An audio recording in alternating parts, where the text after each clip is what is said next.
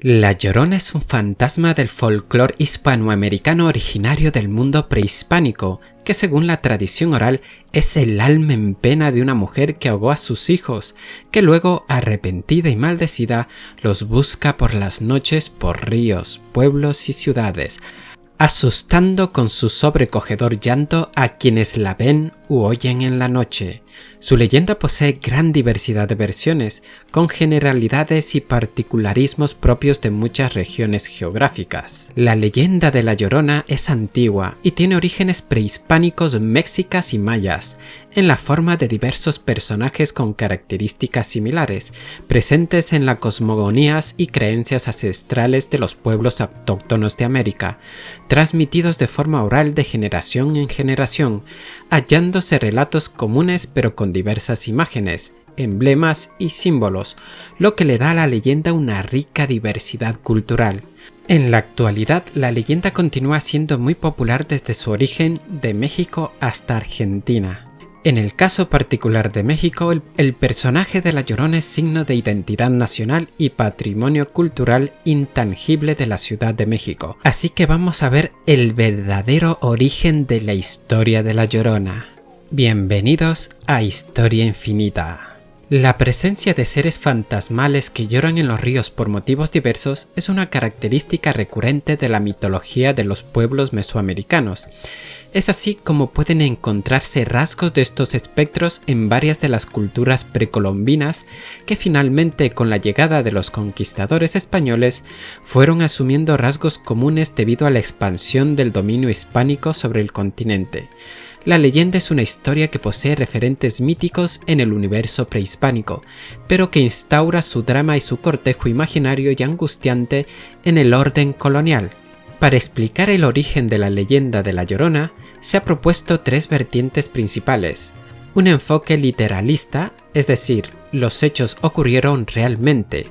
Una mujer mató a sus propios hijos y a partir de allí la historia se fue contando una y otra vez hasta convertir a la mujer en fantasma y a la historia en leyenda.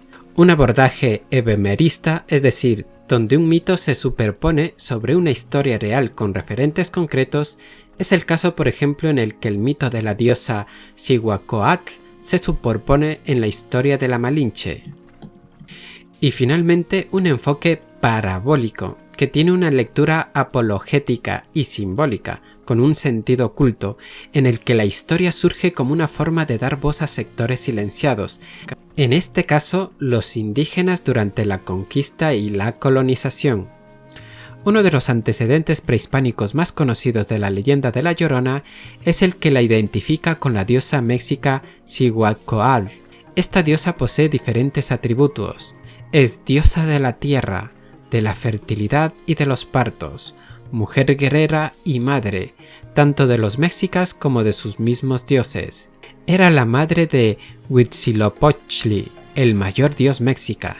Cihuacóatl era también la patrona de las Ciguateteo, espíritus de mujeres muertas en parto que de noche vocean y braman en el aire, que bajan a la tierra en ciertos días dedicados a ellas en el calendario, con el fin de espantar en las encrucijadas de los caminos y que son fatales para los niños. A una de estas Ciguateteo se les podía escuchar en las noches, lanzando grandes lamentos por la muerte de su hijo y la pérdida de su propia vida. La llamaban Chocaciguatl, que significa mujer que llora.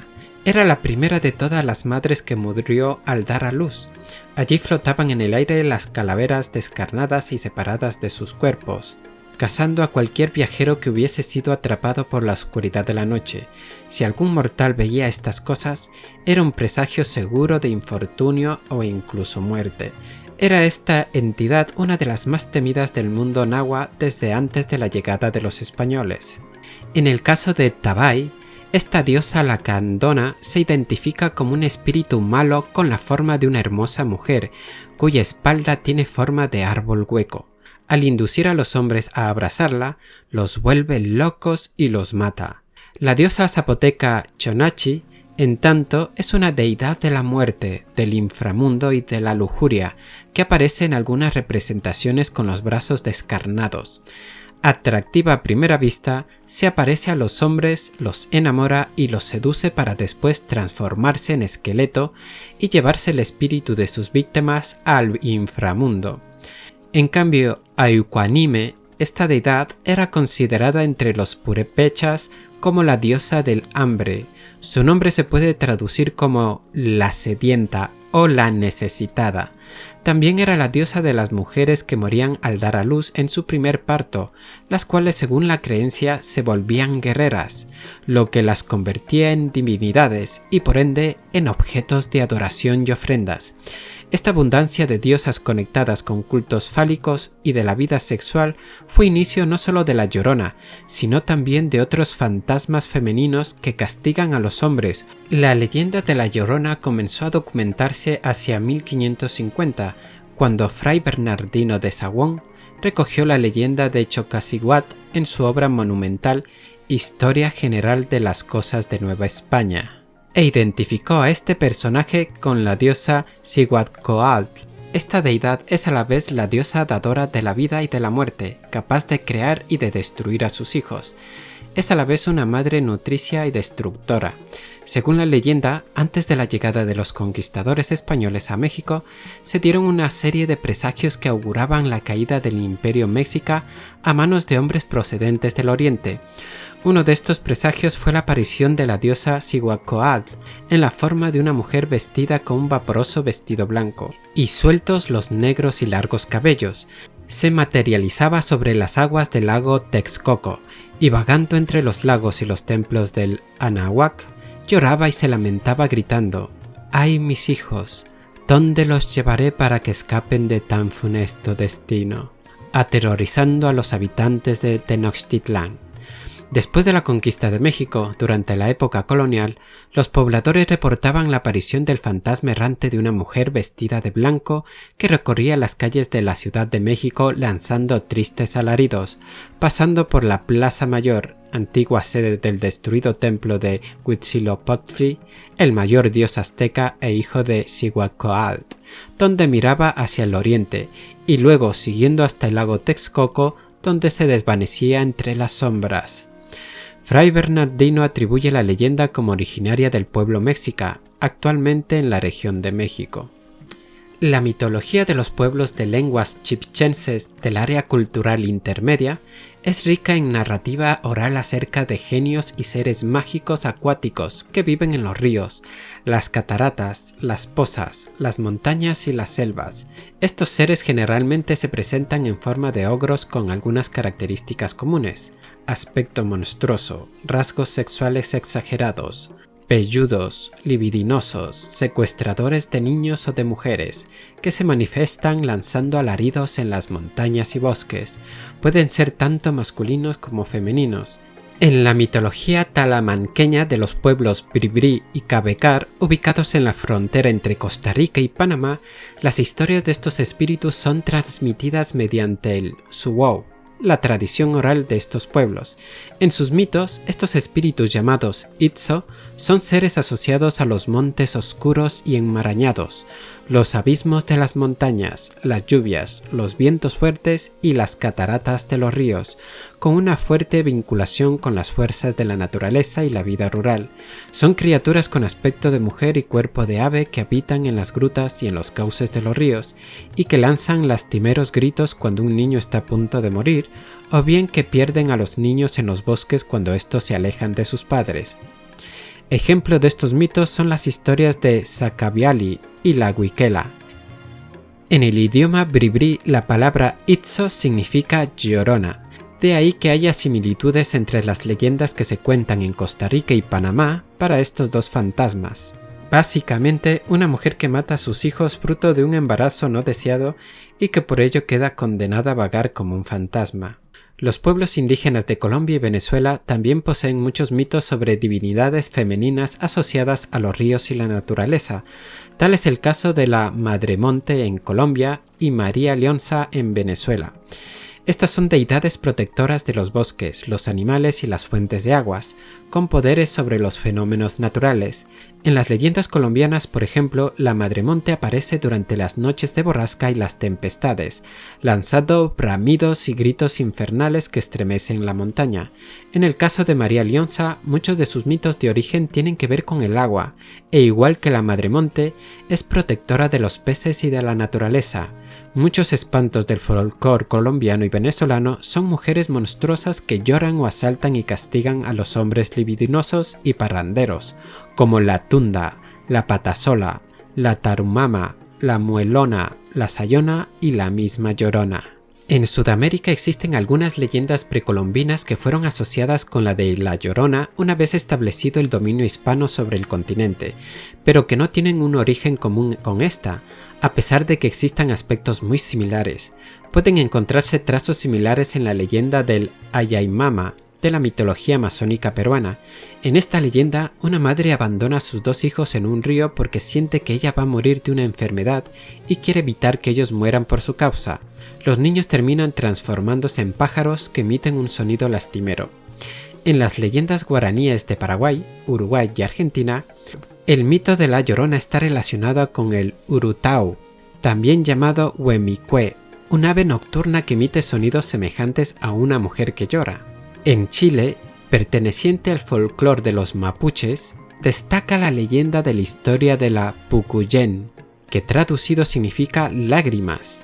La Pucuyén llora eternamente porque le quitaron a sus hijos de sus brazos a muy corta edad, o porque uno de sus hijos murió en sus brazos. Es una presencia fantasmal vestida de blanco, negro en algunas versiones, a la que solamente pueden ver la gente que está cercana a la muerte, algunas personas con habilidades especiales, los niños y los animales. Algunos perros lanzan lastimeros aullidos cuando perciben su presencia. Por eso, si se frotan los ojos con lágrimas de perro, se le podrá ver, pero si el corazón del que observa no es firme, la imagen será espantosa.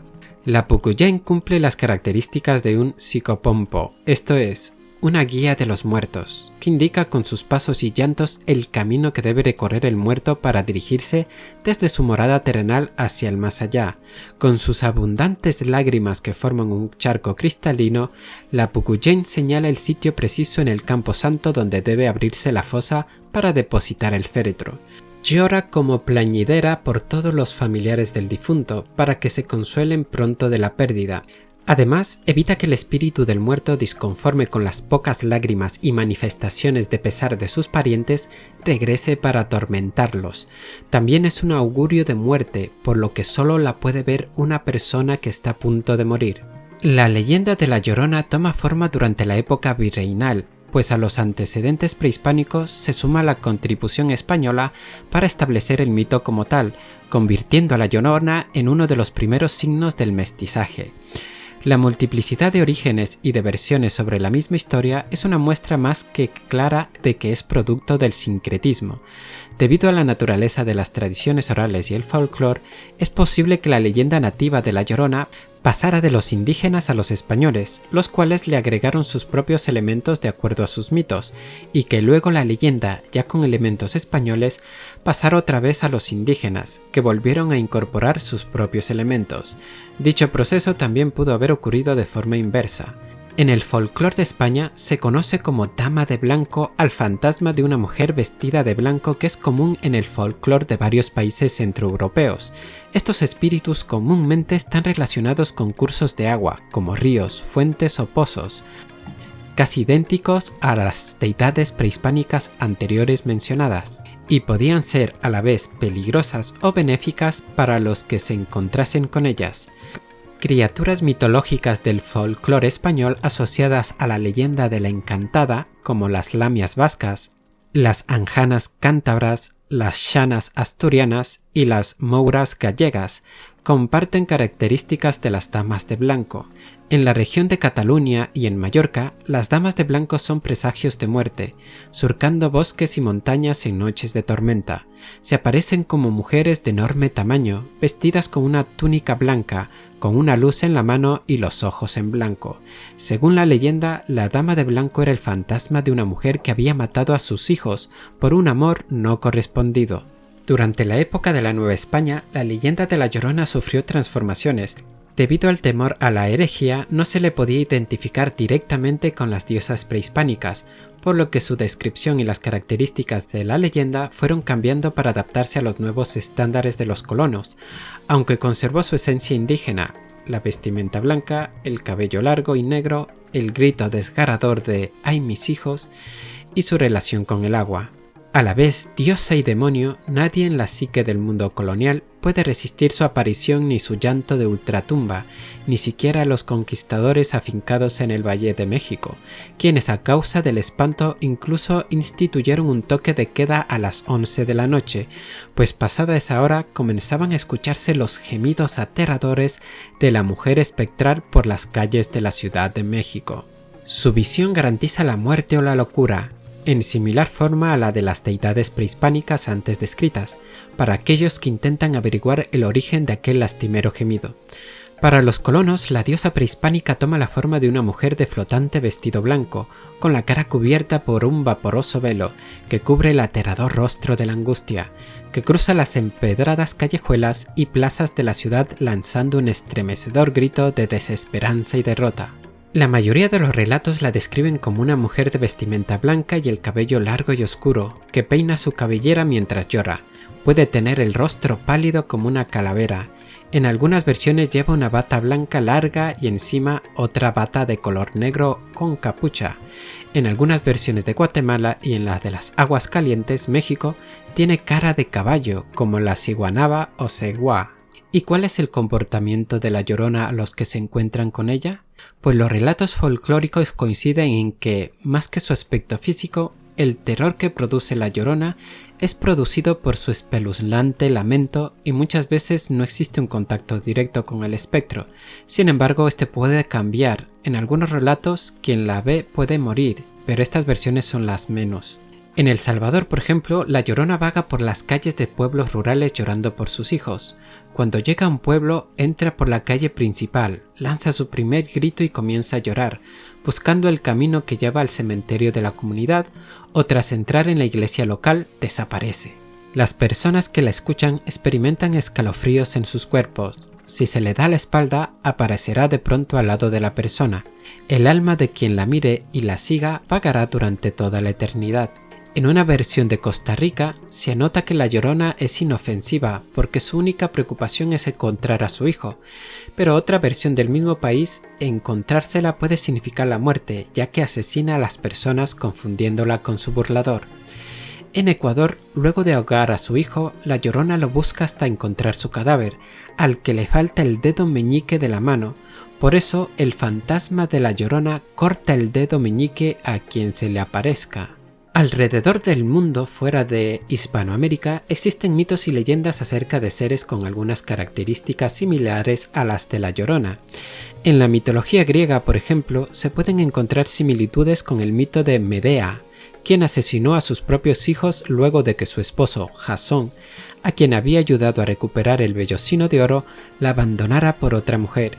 Igualmente, los griegos también relataban la leyenda de Lamia, una princesa con quien Zeus había tenido varios hijos, que fueron asesinados por Hera. Lamia vagaba desde entonces lamentándose por la pérdida de sus hijos y devorando a los niños de otras madres.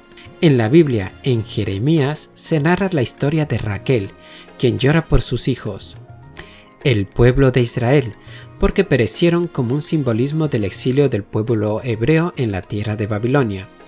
En la mitología celta, la Banshee era un espíritu femenino que anunciaba la muerte de una persona mediante sobrecogedores gemidos que podían escucharse a largas distancias. Otro ser similar es la ploranera del folclore catalán, que es descrita como una vieja huraña que en vez de hablar aúlla, chilla y ronca. Se la supone residente en las cumbres de los Morunis, cerca del lugar de Sant Lloret del Piteus. en Val de Hort. En África, entre los pueblos yoruba de Dahomey y Togo, se narra una leyenda que describe al viento como una mujer que recorre los ríos lanzando pavorosos lamentos y buscando a sus hijos asesinados. Estos fueron aguados por el océano, que en este mito es también una mujer, y sus restos desperdigados por el mundo. Esta leyenda, que presenta fuertes similitudes con la de La Llorona, fue introducida en los Estados Unidos por los esclavos africanos traídos por los europeos a América, y es especialmente conocida en estados sureños como Luisiana. El folclore chino es rico en historias de fantasmas y leyendas, y una de estas historias narra la aparición de una mujer vestida de blanco que llora y se lamenta por los pasillos de la ciudad prohibida. En Japón, los fantasmas que vuelven al mundo para cobrar venganza reciben el nombre de Onryo. Estos generalmente son mujeres ataviadas con un kimono blanco, con el cabello largo y negro y la tez pálida. La Kuchisake Onna, un yokai, es una mujer con la boca partida que se aparece por las noches a hombres jóvenes para cortarles la cara. En las Filipinas existen dos leyendas similares a la de La Llorona. En una de ellas, el fantasma de una sirena aúlla en el mar por las noches, lamentando el asesinato de sus hijos por un pescador. Cuando se escucha su llanto es porque alguien se ha ahogado. En la otra versión, conocida como la leyenda de la mujer blanca, el fantasma es uno que mora en la niebla y captura jóvenes mujeres una vez al año, a quienes atrapa entre la bruma en medio de grandes alaridos. En la mitología malaya e indonesia, la Pontianak es el espectro vampírico de una mujer que murió a dar a luz y que se venga de los hombres. Anuncia su presencia emitiendo un sonido que semeja al llanto de un bebé. La Pontianak se venga de las madres robándose a sus hijos después de que éstas dan a luz. La Llorona es tan popular que aparece en varios relatos de literatura. Cuentos, novelas, ensayos, poesías y obras de teatro.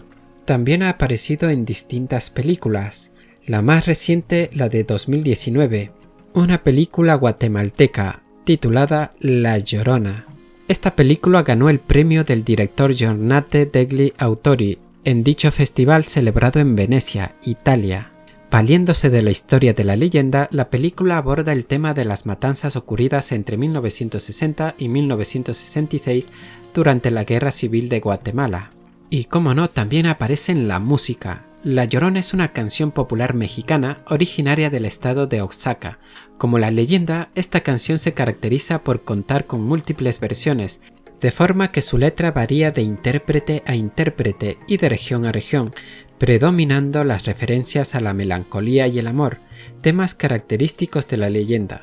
A lo largo de la historia, diversos artistas y grupos musicales han realizado muchas interpretaciones de esta canción. Entre estos artistas se destacan Chabela Vargas, Rafael, Joan Baez, Lola Beltrán, Lucha Villa, Eli Guerra, el trío Montalbán, Natalia Lafourcade, Carmen Goet y Ángel Aguilar.